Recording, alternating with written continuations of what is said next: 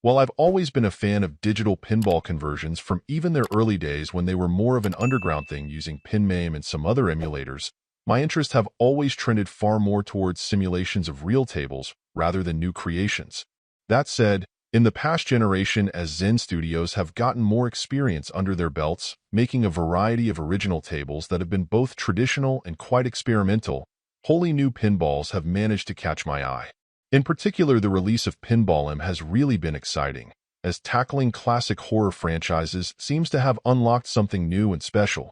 Knowing that not only wouldn't anyone likely make a physical table with a more hardcore horror theme, but that there are visual opportunities that simply wouldn't be possible outside of the digital world, it feels like they may be onto something here. I think that's underscored pretty nicely with this latest DLC table from them based on Texas Chainsaw Massacre. From the opening introduction using the same sort of documentary style to recount the grisly details from the movie, the tone is properly set, and pretty much everything from that point works for me. Having Leatherface standing off to the side, waiting for your game to be over so he can do a celebratory dance with his trademark chainsaw in the middle of the table, could have been almost enough to make things fun, but the table has much more to offer. From a dangling severed head to a giant chainsaw that can be activated to spew blood pretty well everywhere. This is a table that not only celebrates the franchise, but also seems to revel in its spirit of excess as well. I will say that a few times when the action would crank up, I was disappointed to run into a performance hiccup, but otherwise I'm actually impressed at how well the Switch version has managed to hold up.